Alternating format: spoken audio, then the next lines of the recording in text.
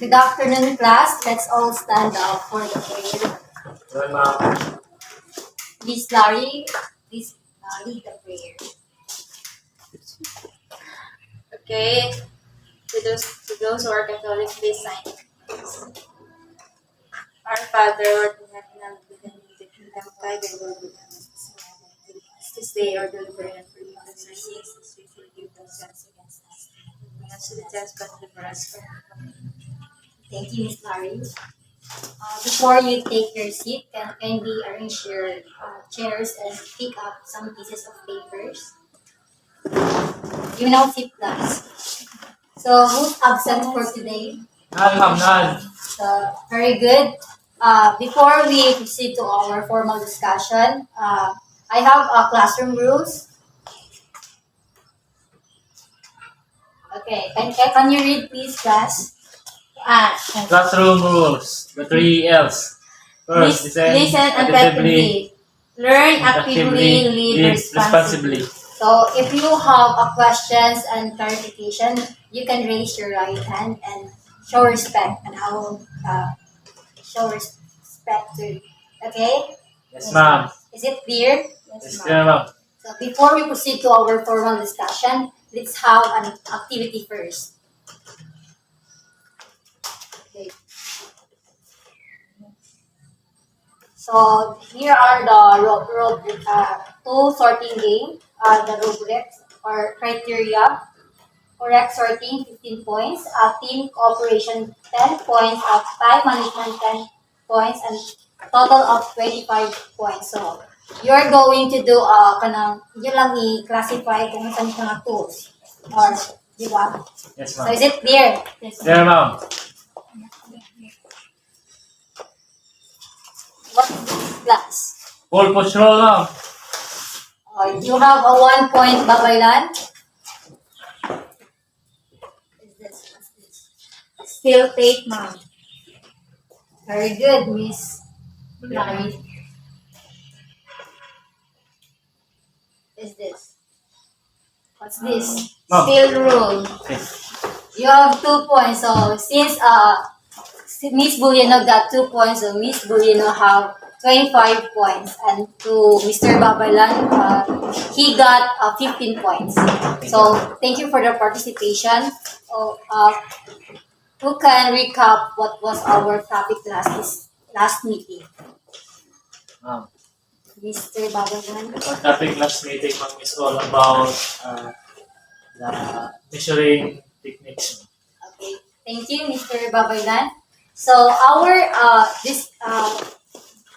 topic for this afternoon is all about measuring tools and cutting tools. So, who have an idea what are the example of measuring tools and cutting tools here?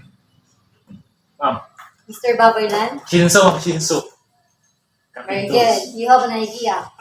Hacksaw. Or is it measuring tools or cutting tools? Cutting tools. Very good, Miss Buliano.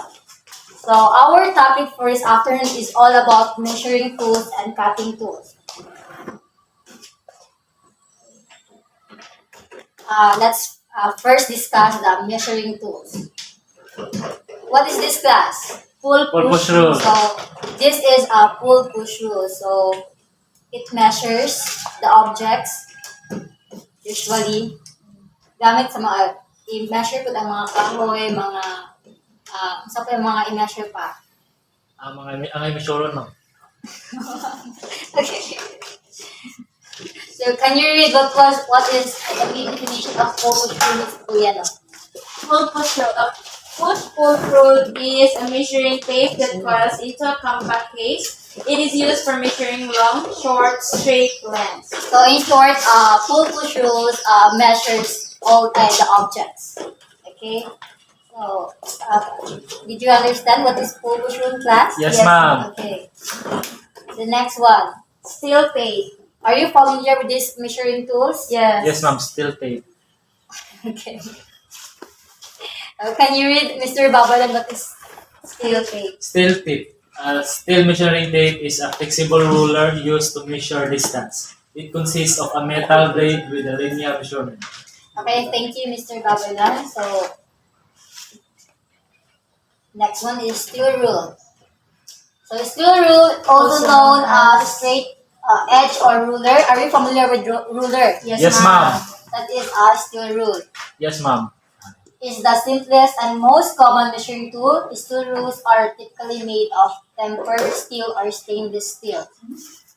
So, did you understand what is a steel rule? Yes, ma'am. It's clear, Very ma'am. good. So, the next one is the tri-square. Who are familiar in this measuring tools? Ano, ma'am? Babaylan. Can you read it?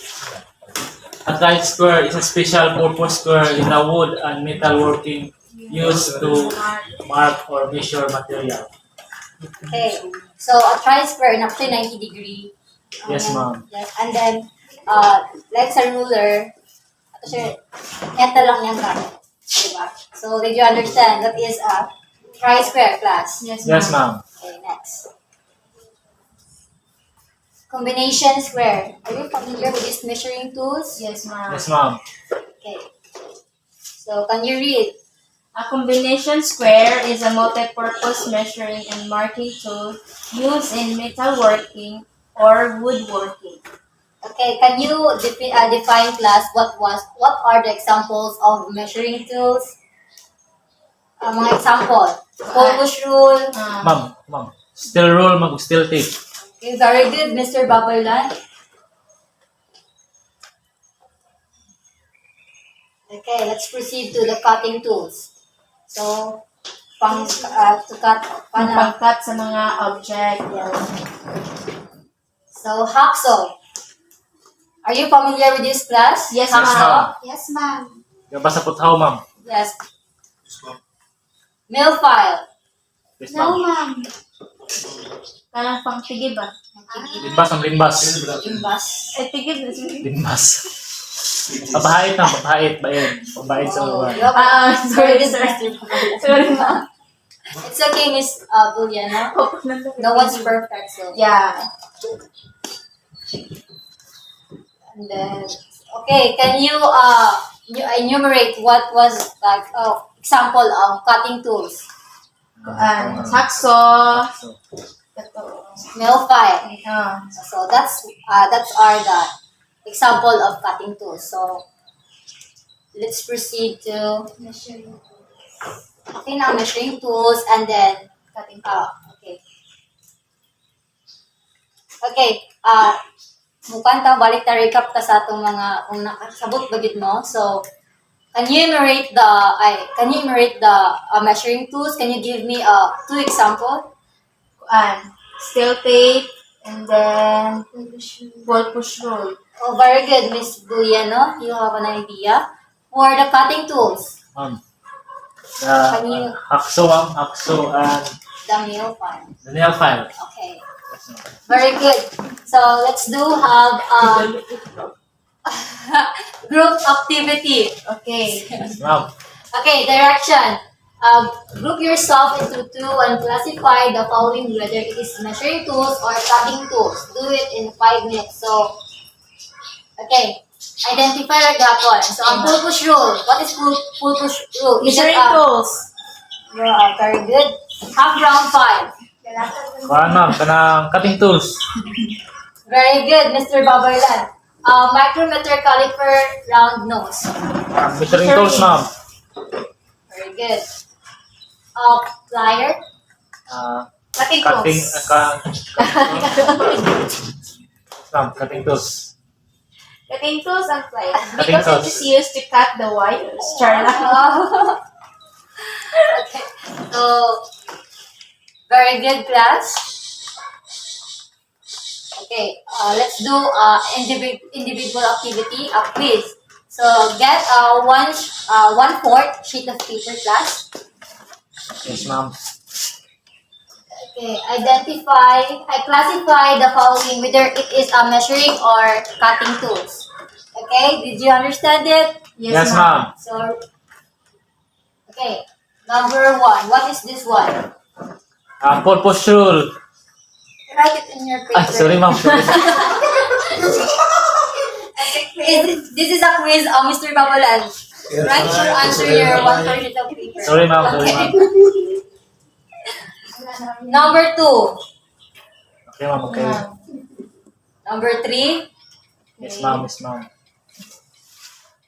Number 4. Yes, ma'am.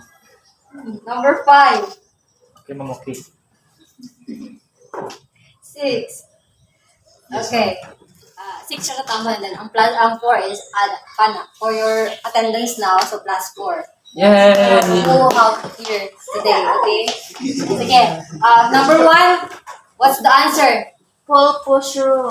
Before we answer it, can you exchange your papers to your seatmate?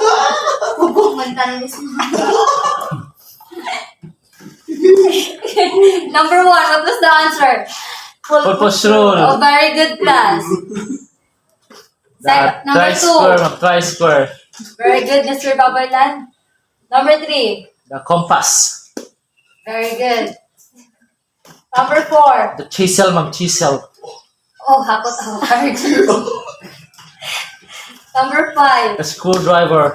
Very good. Number Okay. Number 6. Blood scrapping. Oh, wow, very good. So, Very good, Mr. Babaylan. so class, I have a question. Why is it important to know to identify the measuring tools and cutting tools? Anyone? Ma'am, Okay, Mr. Babaylan. it is important to identify the cutting tools and measuring tools in order for us to have accurate measurement in cutting the materials. That's all, ma'am. Oh, very good. You have an idea, Mr. Babaylan. How about you, Miss Buliano? Why is it important to identify the measuring and cutting tools? It is important to know about for me, measuring, measuring tools in order for us makabalot ka sa kataso na Okay. kanang object sa kasa or asa tama na footload. Okay. You have an idea, Miss Buliana. So, it is important to identify the measuring tools and cutting tools para kabalo taasan tools na siya gamiton for Yes, ma'am. the specific purpose on these tools. Diba?